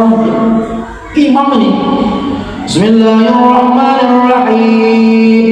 Wadduha wal laili idza saja. Subhanallah kata orang. Dia tukarnya ayat Bismillahirrahmanirrahim. Dia sangka kepanjangan ayat tuh. Wattin wazaitun wa turi sinin. Subhanallah berjemaah. Tukarnya lagi Bismillahirrahmanirrahim wal asr. Subhanallah. Apa salahnya? Al-Fatihahnya rupanya dia tak mengerti maksud mana ke belakang. Apa juga salahnya begini? Orang di belakang tuh ngomong tuh, Bapak tidak baca Fatihah gitu dia. Sangat belajar tuh Pak. Batal lah. Yang samping tuh sama imam. Iya batal lagi. Soalnya kiri, untung aku diam lagi. Batal lagi tuh. Yang keempat, lihat yang batal aku tidak. Yang batal lagi tuh Pak. Nyambung terus itu. Wah ini mau ini kedai kopi. Ya kalau sudah musola, semua batal. Kalau mengerti bijak. Kalau tak tahu lagi bilang aja. Saya batal. Supaya mengerti orang menggantikannya. Karena ada yang mengerti Pak dilupakan, bukan ayat dilupakan. Cara berikutnya mata. Itulah cara setan merusak. Kiblat mata, kiblat wajah tempat sujud. Allah senantiasa melihat seorang hamba dalam sholatnya. Selama dia melihat tempat sujudnya, aku melihatnya. Tapi ketika mereka berpaling, aku pun berpaling darinya. Tiba-tiba kita dah khusyuk nih Pak. Itulah godaannya Pak. Bukan enak berkantung bagi orang yang paham. Satu kantung melepaskannya Pak kalau sungguh-sungguh. Masya Allah, indahnya sok merah tadi itu. Dia baca, kita udah aman, udah ya Pak. Datanglah orang masbul dekat kita bilang Allahu Akbar. Udah mulai kita pikir siapa orang samping nak pandang segan Pak Haji awak sholat. Kalau tengok dari jempol ini Pak As. Udah lama curiga tengoknya lah. Siapa orang? Rupanya dicuri setan sholat itu. Allah Akbar. Kan cocok pas Pak. Itulah caranya. Tidak mudah kesukaan itu kalau sungguh-sungguh kita. Selesai jika mata ini tak bisa selesai, pikir Bismillahirrahmanirrahim. Panjang pula dibaca imam ayat ini. Apa kerja kita Pak? Ya, untung tak ada tulisan sendiri. Tak ada cerita lah. uang masuk, uang keluar, tengok kain orang wadimor, gajah duduk, gajah terguling, gajah apa tengoknya. Tak ada kerjanya Pak, itu cara kegiatan merusak solat. Tidak juga mampu juga begitu. Ada saja gatal, tahu gatal. Allahu Akbar, waktu di luar solat tak ada yang gatal. Pas solat itu juga kuncin juga tuh Pak. Ada yang gatal. Apa tuh digigit nyamuk kaki? Kita dekat kita pula. Muka kita Pak, malah tak kita tak nengok sih Pak. Malam-malamannya. Kata dia. Rupanya lama kan nyamuk tuh ganggu loh, risau dia lalu. Ini dia Pak, kita di depan.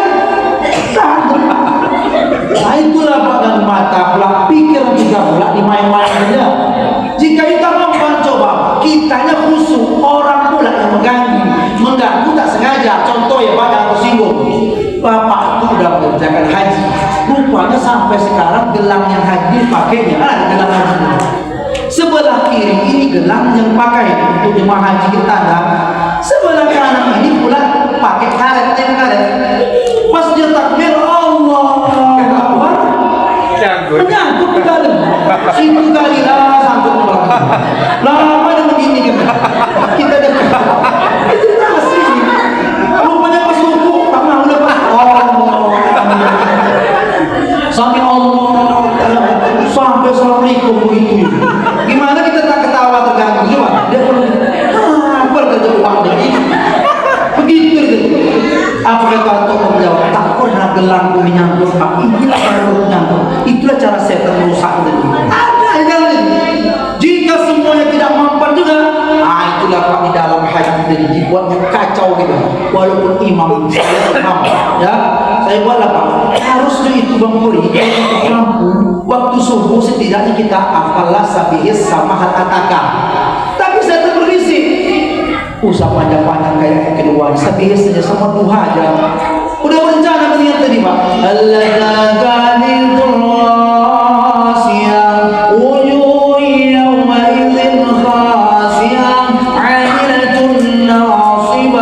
Tapi pas selesai sholat, selesai Fatihah, waladhdallin, amin. Berpikir balik ayat panjang apa pendek. Kalau kepanjangan nanti orang tua belakangnya nggak tahan dia. Kalau pendek kali mana masa tuh ustaz ayat pendek aja main ke hati kita.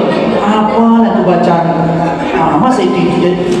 Akhirnya kita berlengah-lengah di situ Pak. Main zikir itu lagi Allah. Disitulah cara.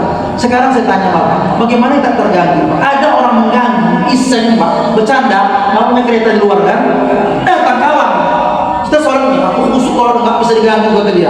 Datang kawan yang ngomong, itu kereta siapa BK 5432? Apalagi kereta kita itu. Kenapa Pak? Itu ada pula yang menusuk-nusuknya pakai apa tusuk sate gitu. Kereta siapa? Berapa BK-nya Pak? 5432. Itu kereta aku. Terganggu itu, padahal terganggu gitu. Iya, kereta siapa rupanya? Entah katanya. Kenapa Pak? 5432. Aduh, habis kereta aku kata Pak. Berhenti seorang bertengok. Tidak.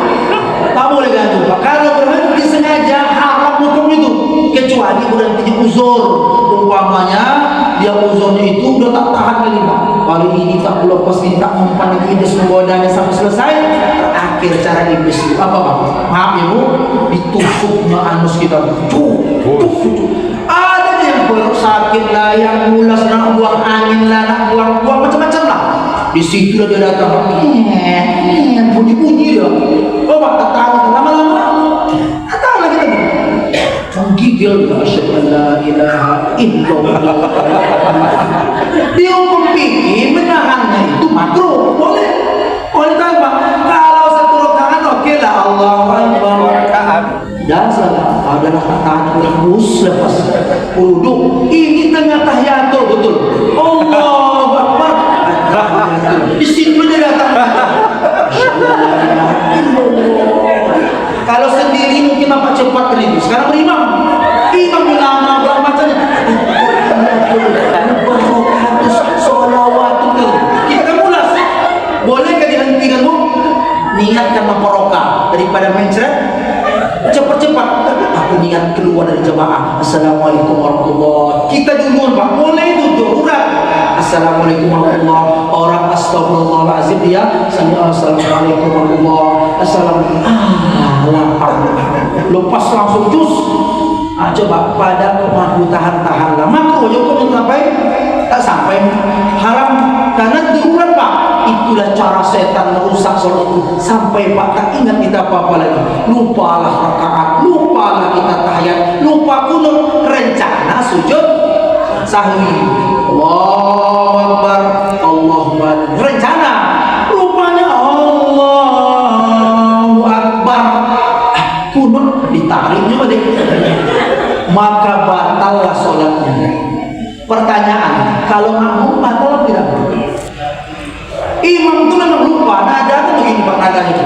Allahu Akbar sama-sama Sami Allahu liman hamidah. Seharusnya gini Allah kan itu Pak. Rupanya waktu dia bilang Allah baru teringat kunut. Si Imam Allahumma hadina fiman hadait. Orang udah sampai nyungkur. Itulah kelebihan makmum Pak. Makmum boleh ditarik kembali. Allah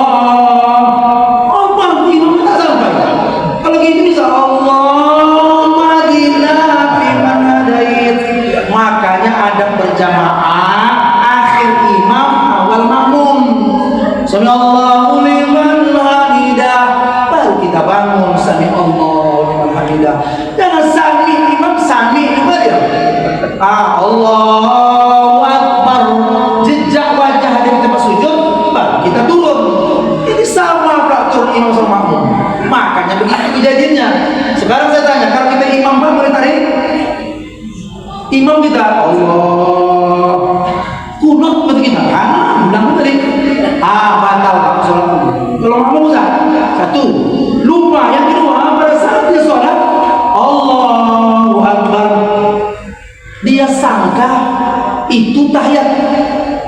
Nah, memang tahiyat orang rakaat kedua, rupanya si makmum bangun. Kenapa imamnya kepanjangan mengucapkannya? Kan duduk Allahu Akbar, sujud Allahu Akbar, kan tahiyat. Rupanya ada imam pun Allahu Akbar. Sangka makmum kan ketiga, bangun dia Allahu Akbar. Ditengok orang Pak, semuanya duduk. Dia sendirian dulu. Nah, gimana itu? Duduk kembali biar kena jalan, tak lakukan seperti apa. Coba kemarin kita tanya tinjau fikih itu Bang. Ilmu fikih gimana rasanya? Itulah enaknya makmum. Si makmum pilihannya dua. Pertama, boleh intizar. Intizar itu apa? Menunggu. Biar kena jalan tahiyat kita berdiri aja. Cuma tak enak kalau di Al-Kausar tengok orang apa malah sama Bapak. Tapi boleh itu Pak, diam aja. Biarkan aja orang tuh intizar namanya. Nanti pas mereka bangun baru kita rakaat ketiga, tapi ganti dengan sujud sahwi. Tapi kalau imam jangan coba-coba itu. Imam Allah lupa tahiyat, didudukkan lagi. Batasnya batas ruku, batal soal imam itu. Kalau makmum boleh. Pilihan dua tadi, intizar boleh, duduk kembali boleh.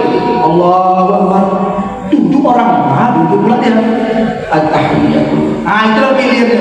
Tapi kalau imam, situlah baru kami imam. Makanya sekarang terakhir saya sampaikan ini sebagai contoh, kita tidak mendalami ke dalam masalah sholatnya. Mana contoh? Maaf yang Bapak sudah paham, alhamdulillah ya. Saya sudah survei beberapa pengajian ibu-ibu ya Bu. Alangkah banyak orang tidak mampu, tidak mau menuju mengarahkan langkah mencapai khusyuk dalam sholat. Nggak usahlah khusyuk dulu Pak, mungkin sulit ya. Tapi pelajar terus pelajari konsep Quran. Qad aflahal mu'minun. Sungguh beruntunglah orang-orang yang beriman. Apa kode orang beriman beruntung? Alladzina hum fi salatihim khashi'un. Yaitu orang-orang yang khusyuk dalam salatnya. Itu kode satu di antara Tanda orang beriman yang beruntung itu. Nah sekarang sampai detik ini survei kami ya Bu di lapangan, mungkin dulu kita gitu juga belum tahu Pak, banyak orang tak melampaui menjalani langkah menuju khusyuk. Nggak usahlah khusyuk dulu Pak pelajar, langkah-langkahnya aja. Contohnya mana? Salah satu langkah menuju khusyuk, kita tafahum dengan bacaan. Apa tafahum? Paham apa yang kita baca. Salah satu contohnya ringan sekali adalah pada saat duduk antara dua sujud. Ada 8 proposal yang kita ajukan, semuanya murni doa, tapi orang tidak mempedulikan doa itu selain hanya bacaan. Apa itu? Rabbighfirli warhamni wajburni warfa'ni warzuqni wahdini wa'afini wa'fu anni.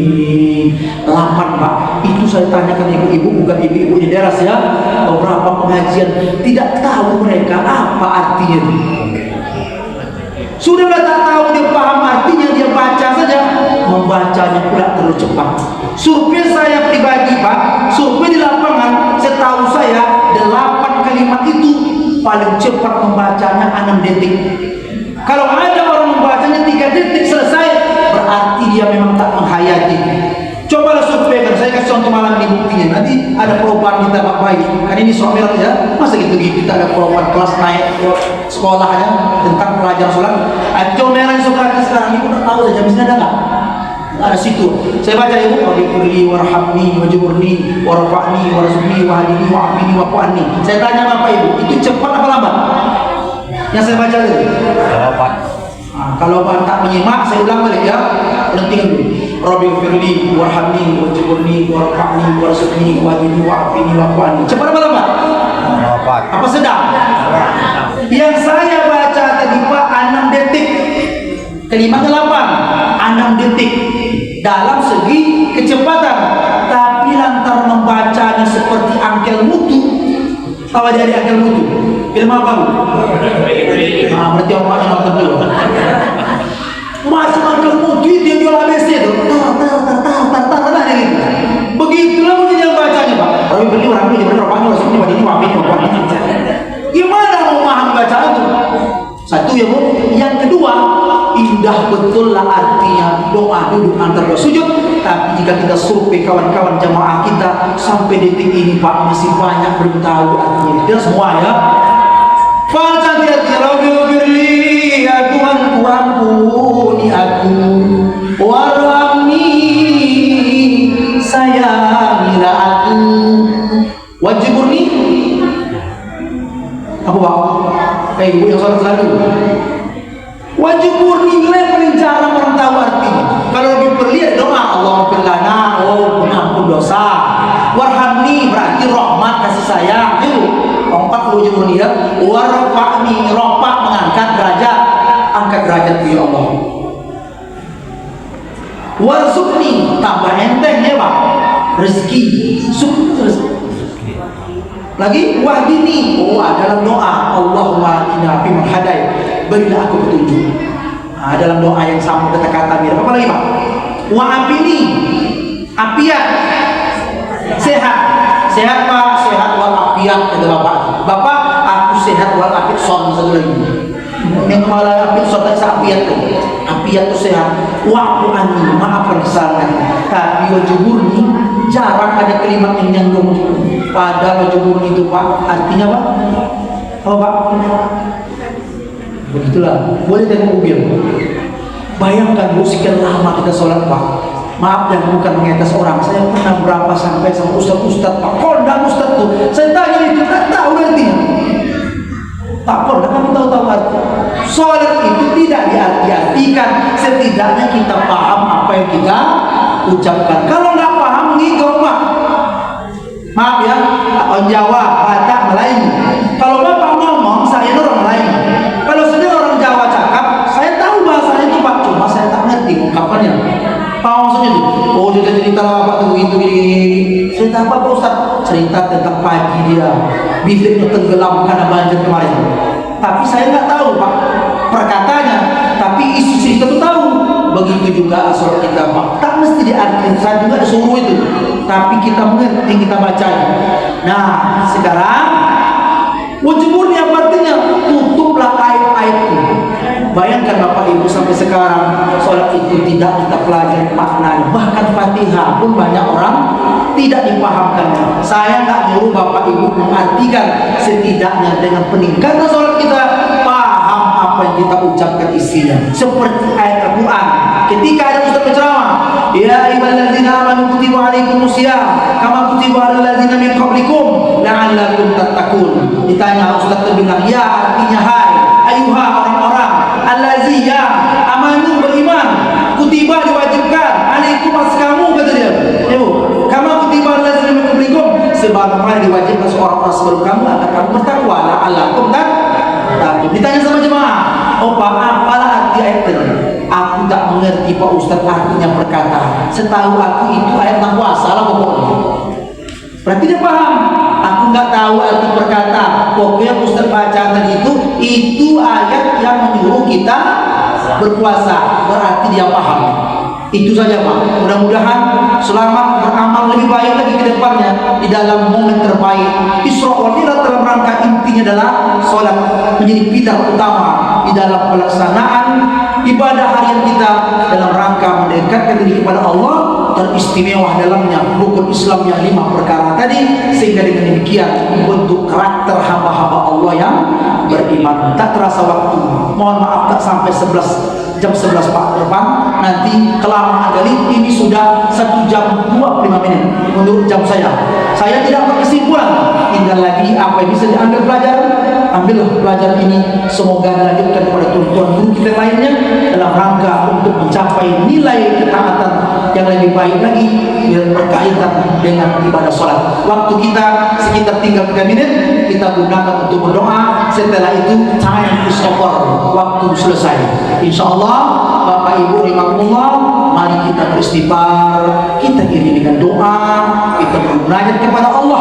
Semoga Allah jadikan anak cucu kita anak-anak yang soleh-solehah dan mau melaksanakan sholat sebagaimana doa-doa kita panjatkan, sebagaimana dipanjatkan oleh Nabi Ibrahim alaihissalam, Rabbi ja'alni muqimas sholati wa min dzurriyyati rabbana wa taqabbal du'a rabbana hab lana minas sholihin, dan banyak-banyak doa lainnya. Kemudian kita berharap terampunkan dosa-dosa dan diijabah segala doa-doa. Amin ya rabbal alamin.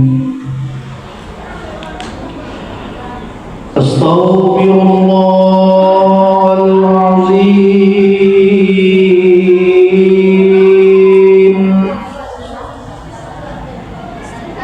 Astaghfirullahaladzim. Astaghfirullahaladzim. Alladzi la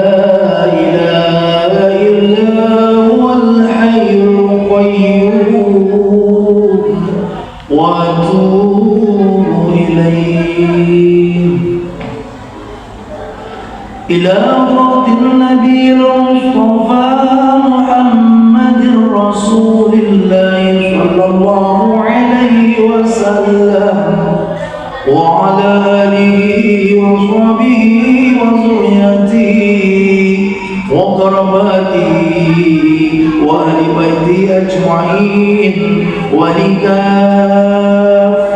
الأنبياء والمرسلين.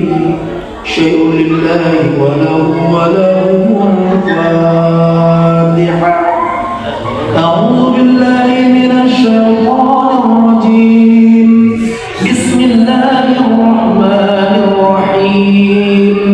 الحمد لله رب العالمين الرحمن الرحيم مالك يوم الدين إياك نعبد وإياك نستعين اهدنا الصراط المستقيم صراط الذين أنعمت عليهم غير المغضوب عليهم ولا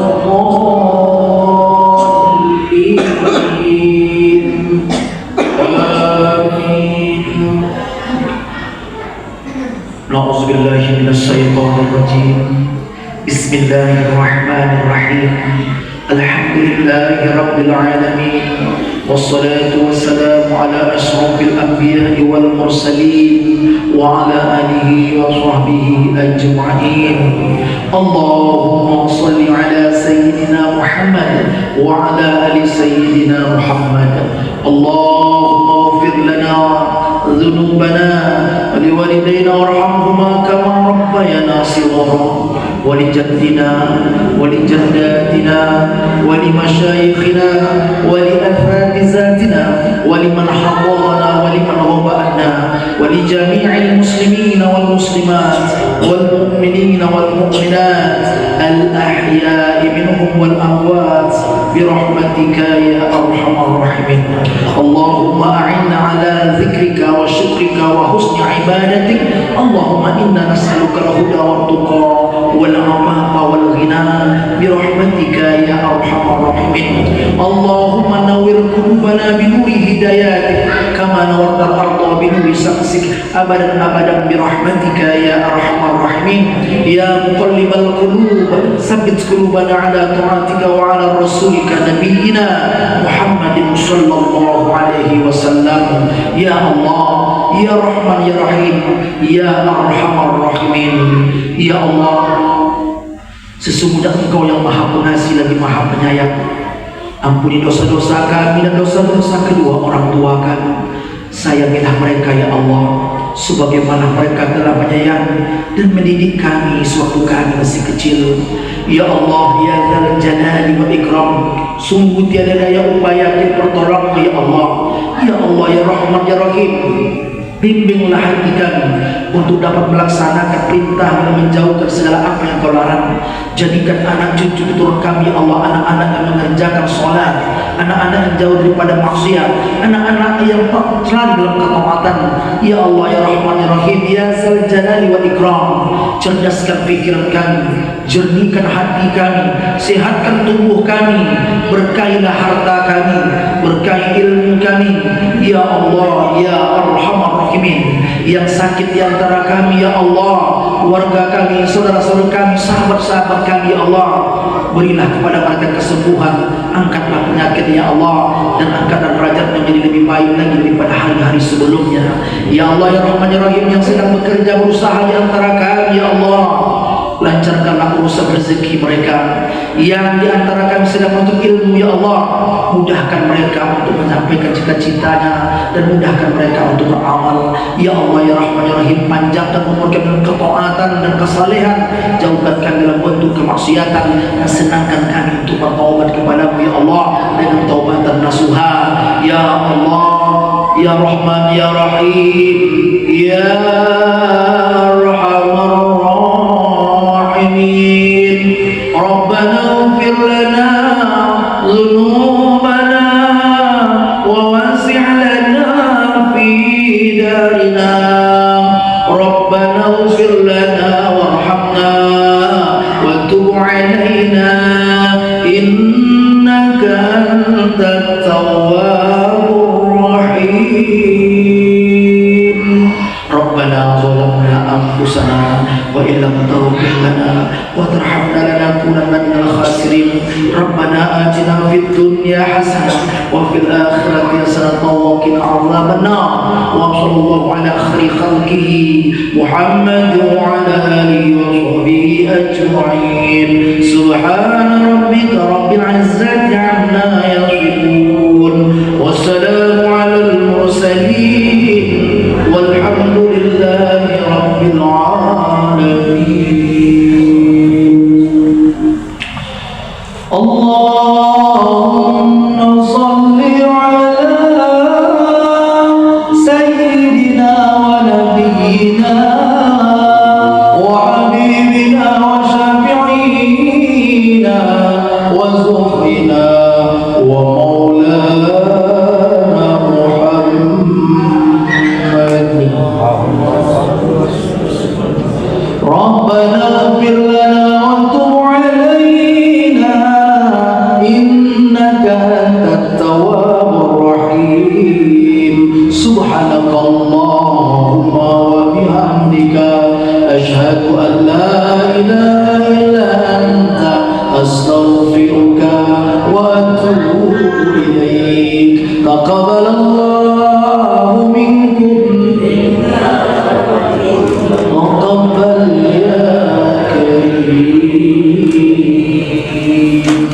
Demikian dapat disampaikan. Mohon maaf atas segala kekurangan, silap kata, salah bahasa. Saya Al-Fakir Allah Muhsa bin Harmansa, bukan hamba Allah banyak amal, banyak ilmu. Mudah-mudahan sedikit disajikan dan berarti banyak Bapak Ibu para jemaah di musola Al-Fusra yang kita cintai. Walaupun batin, mohon saya dimaafkan. Terima kasih, jumpa lain waktu. Akhir kalam. Wassalamualaikum warahmatullahi wabarakatuh.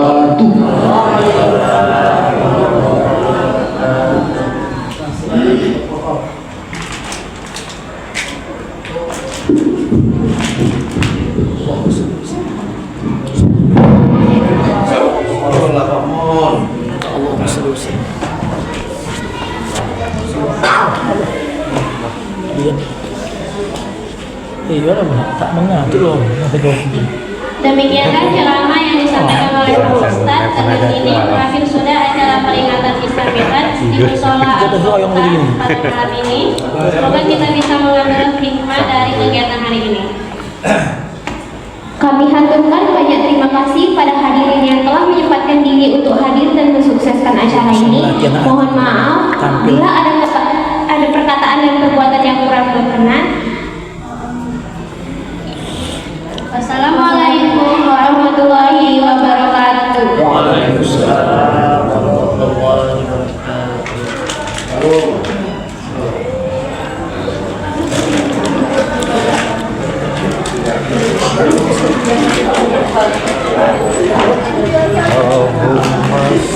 Tidak lama istirahat, kita tidur udah setahun sekali.